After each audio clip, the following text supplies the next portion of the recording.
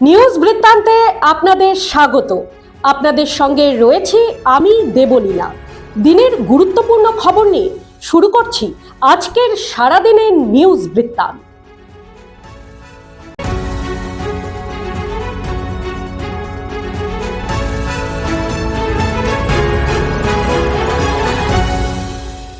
সারাদিনের নিউজ বৃত্তান্ত নিবেদন করছেন জুয়েলার্স, সোনা যা সর্বক্ষণের। Agnishwar jewellers, NS road, Raiganj. Shri Dhaka jewellers, আভিজাত্যের গয়না। ত্রিনয়নী জ্যোতিষ কার্যালয়, শ্যামপুর মোড়, দেবীনগর, রায়গঞ্জ। নেশামুক্ত সমাজ গড়তে Raiganj unity foundation, Rupahar, Raiganj. North বেঙ্গলের সেরা সুপার স্পেশালিটি হাসপাতাল Jibanrekha. Spectrum healthcare diagnostics. Apollo clinic এখন রায়গঞ্জে। রায়গঞ্জের যানজট সমস্যার সমাধানের জন্য কার্যকরী প্রয়াস নিতে দেখা গেছে রায়গঞ্জ লোকসভার সাংসদ কার্তিক চন্দ্র পালকে, যার মধ্যে অন্যতম রেল লাইনের ওপরে ফ্লাইওভার নির্মাণ। এবার সেই উদ্যোগকে ত্বরান্বিত করতে উদ্যোগী হল পূর্ত এবং ভূমি সংস্কার দপ্তর। মঙ্গলবার পূর্বতন জাতীয় সড়ক সংলগ্ন রেল পথের ওপর ফ্লাইওভার নির্মাণের জমি মাপযোগ করা হলো সরকারি দপ্তরের উদ্যোগে। এদিন রেলপথ সংলগ্ন জাতীয় সড়কের উভয় দিকে 400 মিটার করে জমি মাপার কাজ সারলেন উভয় দপ্তরের আধিকারিকরা। সূত্রের খবর, আগামী দিনে প্রয়োজনীয় জমি রেলের হাতে তুলে দেওয়া হবে, যা পরবর্তীতে ফ্লাইওভার নির্মাণের কাজে ব্যবহৃত হবে। রেল লাইনের উত্তর দক্ষিণ পাশে প্রায় 400 কিলোমিটার করে জমি মেপে দেখার কাজ করা হয় এদিন। স্বভাবতই উচ্ছেদ নিয়ে একটা দুশ্চিন্তা থাকলেও ফ্লাইওভার নিয়ে সাধারণ মানুষ বেশ খুশি, কারণ যানজট সমস্যা রায়গঞ্জ শহরে এক নিত্যদিনের যন্ত্রণা। একই ক্রমবর্ধমান টোটোর চাপ, তার উপর দিনে একাধিকবার ট্রেন চলাচলের জন্য মানুষকে যানজটের দুর্ভোগ পোহাতে হয়। রেলওয়ে ফ্লাইওভারের নির্মাণ হলে সেই সমস্যা অনেকাংশে কমবে বলে মত সাধারণ মানুষের। অবশেষে কাটল অচলাবস্থা।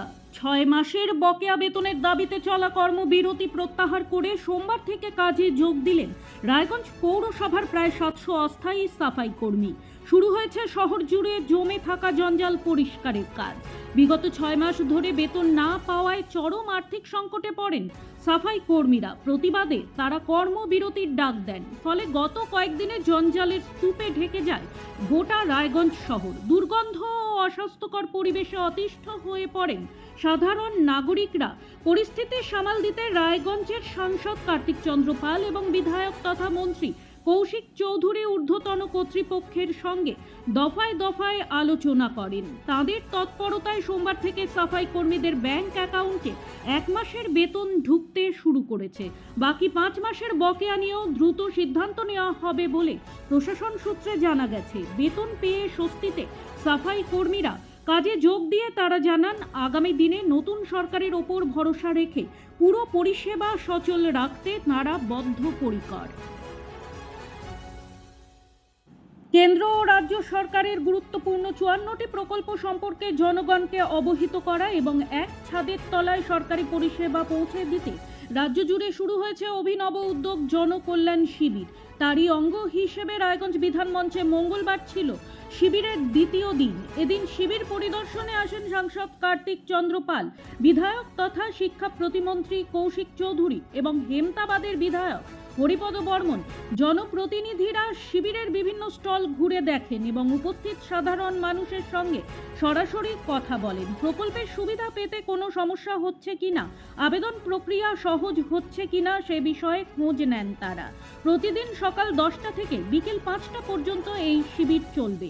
এখানে কেন্দ্র ও রাজ্য সরকারের একাধিক গুরুত্বপূর্ণ প্রকল্পে আবেদন করার সুযোগ থাকছে। শিবির পরিদর্শন শেষে সাংসদ কার্তিক চন্দ্র পাল বলেন, সাধারণ মানুষ যাতে সরকারি প্রকল্পগুলোর সুবিধা সহজে ও সরাসরি পায়, সেই জন্যই এই উদ্যোগ। প্রতিদিনের প্রতি মুহূর্তের খবরের আপডেট পেতে চোখ রাখুন নিউজ বৃত্তান্তের ফেসবুক পেজে। সাবস্ক্রাইব করুন নিউজ বৃত্তান্ত ইউটিউব চ্যানেলকে।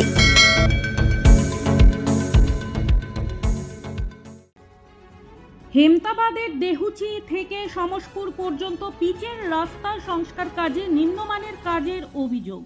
মঙ্গলবার কাজ বন্ধ করে বিক্ষোভে সামিল স্থানীয় বাসিন্দারা। প্রায় 1.5 কোটি টাকা বরাদ্দ করে কাজ হচ্ছে। বর্ষার আগেই রাস্তা থেকে উঠে যাচ্ছে পিচ। উল্লেখ্য, মার্চ মাসে তৃণমূলের প্রাক্তন বিধায়ক সত্যজিৎ বর্মন রাস্তার কাজের উদ্বোধন করেন। দীর্ঘদিন সংস্কার না হওয়ায় অযোগ্য হয়েছিল রাস্তাটি। এরপর রাস্তার কাজ শুরু হলে নিম্নমানের কাজ হচ্ছে বলে অভিযোগ স্থানীয় বাসিন্দাদের। এদিন কাজ আটকে বিক্ষোভ দেখায় স্থানীয় বাসিন্দারা। বিডিও অফিসেও নিম্নমানের কাজ হওয়ার লিখিত অভিযোগ জানিয়েছেন বলে জানান তারা। রাস্তার কাজে দুর্নীতি হচ্ছে বলে অভিযোগ করেছেন তারা। নিয়ম মেনে রাস্তার কাজ করা না হলে বৃহত্তর আন্দোলনের হুঁশিয়ারি দিয়েছেন স্থানীয়রা।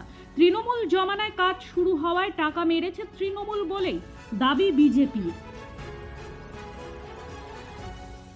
মাধ্যমিক পরীক্ষার স্ক্রুটিনির পর নম্বর বাড়ায় রাজ্য মেধা তালিকায় বড়সড় রদবদল। প্রথম 10-এর তালিকায় নতুন করে জায়গা করে নিল রায়গঞ্জের আরও 2 কৃতী ছাত্রী। রায়গঞ্জ গার্লস হাই স্কুলের প্রশস্তি সেন ও সৃজা বসাক এবার মেধা তালিকায় যথাক্রমে 8ম ও 9ম স্থান দখল করেছে। স্ক্রুটিনির আগে প্রশস্তির প্রাপ্ত নম্বর ছিল 690-এর কম। পুনর্মূল্যায়নের পর তার নম্বর বেড়ে দাঁড়ায় 690। এর ফলে রাজ্যে 8ম স্থান অধিকার করেছে সে। অন্যদিকে সৃজা বসাকের নম্বর 687 থেকে বেড়ে হয়েছে 689।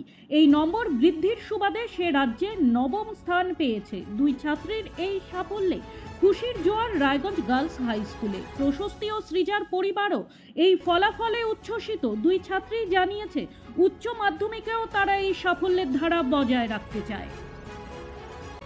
সারাদিনের নিউজ বৃত্তান্ত আজ এই পর্যন্তই।